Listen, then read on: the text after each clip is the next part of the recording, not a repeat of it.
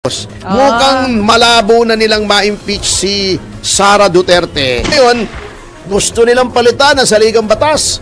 O di ba in-announce na naman na charter change. O di ba palpak na yan dati. Opo. O, Tagal na yan.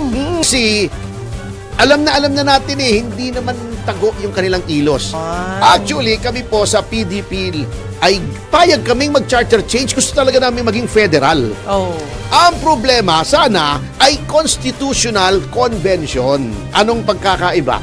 Huwag constitutional assembly. Opo. Bakit? Pag constitutional assembly, Congress will constitute itself into a constituent assembly na sila din, yung mga congressmen at senador din, ang magiging miyembro ng constituent assembly na siyang magbabago ng saligang batas. Delikado yun. Kontrolado ni speaker yun. Huwag na tayong magkunwari pa rito. Huwag na tayong maglokohan. Straight talk, di ba? Standing in their way is Chis Escudero.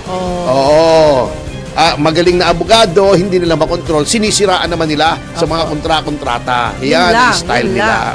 Kasi nakita nila, hindi nila kayang i-control ang ginagawa, alam niyo ang ginagawa nila ngayon, pinagkakaabalahan nila. Siraan si Chis Escudero. Grabe. Kasi nakita nila, hindi nila kayang i-control Alam niyo kung bakit gusto nilang i-control si Chis, gusto nilang matanggal na sa pagiging Senate President. May binabalak na naman. Di ba in-announce na naman na charter change. Di ba palpak na yan dati. Opo. Tagal na yan. Di ba na-booking na sila? Yes. Yung PI, Opo. yung People's Initiative. Yes. Mga PI lang pala nila yon. Puro PI sila Ayan. Mga PI silang lahat Ayan. Di ba? Sila lang pala may gusto noon. Ngayon, gusto na namang gawin. Ano po?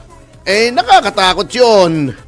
Kasi alam na natin hindi naman tago yung kanilang kilos. Mukhang malabo na nilang ma-impeach si Sara Duterte.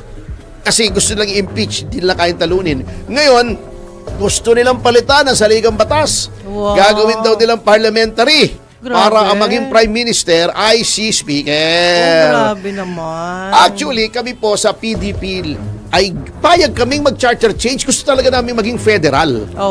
Ang problema, sana, ay constitutional convention. Anong pagkakaiba? Huwag constitutional assembly. Opo. Bakit? Pag constitutional assembly, Congress will constitute itself into a constituent assembly na sila din, yung mga congressmen at senador din, ang magiging miyembro ng constituent assembly na siyang magbabago ng saligang batas. Delikado yun. Kontrolado ni speaker yun. Huwag na tayong magkunwari pa rito. Huwag na tayong maglokohan. Straight talk, di ba? Alaala na yan ni Tita Cory. Huwag na alisin yung democratic government. Hindi, marami ng hindi tama. Kasi yan, minadali. Ang konstitusyon kasi hindi binamadali. Ang nangyari kasi nung 86. Opo. Nagmamadali sila kasi ginawa nilang RevGov. Bakit nila ginawang RevGov? Para yung pangako nila kay Doy Laurel na siyang Prime Minister, hindi to pa rin. Kasi ang poder noon nasa Prime Minister. Nilansin nila si Doy Laurel. Mulat sa pool, ang pamahalaan ni Cory Aquino ay base sa panlilinlang. Kaya bumaba, gustong magpresidente ni Doy Laurel. Kaya bumaba sa pagka-vice president si Doy Laurel. Parang ginawa ni Sara Duterte ay yung usapan, maayos na usapan na sabi ni Cory, ako naman ay walang alam sa pagiging presidente. Gusto ko lang tanggalin si Marcos. That time. Ang usapan dyan, at nandyan si Bono Adasa, buhay na saksi, ay, sige, hindi na ako lalabang Pangulo kasi madidivide pa yung oposisyon. Noong 1986. I will just run for as Vice President ni Cory with the agreement na kapag nanalo, I will become Prime Minister. Kasi noon, modified parliamentary system under the 73 Constitution. Ako ang Prime Minister, ako magpapatakbo. Pag natanggal na natin si Marcos. Di nanalo nga sila. Actually, natalo si Cory, nanalo si Doy. Sa official na bilangan. On record yan. Pumunta kayo dyan sa Lasal. Dyan sa Lasal Green Hills. Nandoon yung tally board ng NAMFREL. Nangunguna si Marcos kaysa kay Cory nung tinigil ang bilangan kasi nga nag-people power. Ayun. Okay. Nandyan ha, okay. Nandyan na tayo.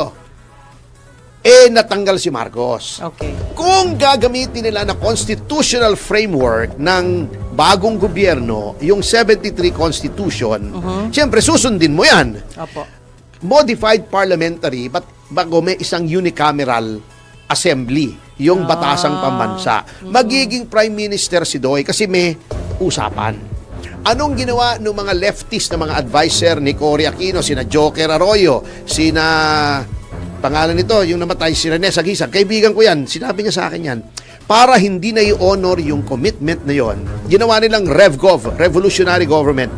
Pinatanggal nila yung 73 Constitution, tinanggal nila lahat ng mga mahistrado ng Korte Suprema, tinanggal nila lahat ng local officials, at sa halip na hinalal ng bayan yung mga gagawa ng Constitution, inappoint lamang ni Cory Aquino. Bago sasabihin nila, si Marcos ay diktador.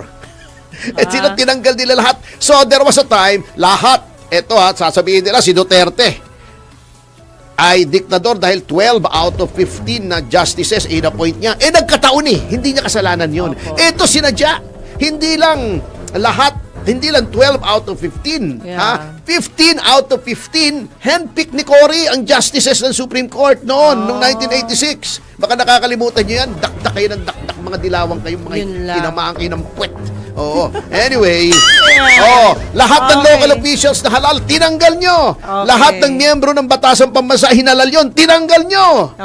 Kayo naglagay ng local officials na kung sino-sinong mga kamuting kahoy. Kayo naglagay ng mahistrado. In fairness, magagaling yung mga pinili actually. Ngayon, naglagay kayo ng bagong konstitusyon na ang gumawa, yung pinili nyo lang yan, si Dascuna, si Monson, yung mga kalyado nila. Binadali pa, nilagyan ng deadline, kaya nagkaroon ng maraming mali. Minamadali di ba? Basta minadali mo, mali yan. Kahit anong bagay yan. Tanong mo kay Wenner, di ba? Pag may minamadali ka, hindi magandang kinahinatnan, di ba? Nagmamadali ka. Wala akong sinasabi ko. Kahit ano, minadali mo, hindi maganda yun. Tawag doon Quickie. Di ba yung Mr. Quickie, yung madaling magaling matuyo? Di ba Quickie, yung Mr. Quickie, pamabilis mag-shine ng sapatos, kinabukasan, hindi na agad, wala nang kintab. Anyway, yun ang plano niyan. Ngayon, standing in their way is Chis Escudero. Magaling na abogado, hindi nila makontrol, sinisiraan naman nila sa mga kontrata. Yan ang style nila. Anyway,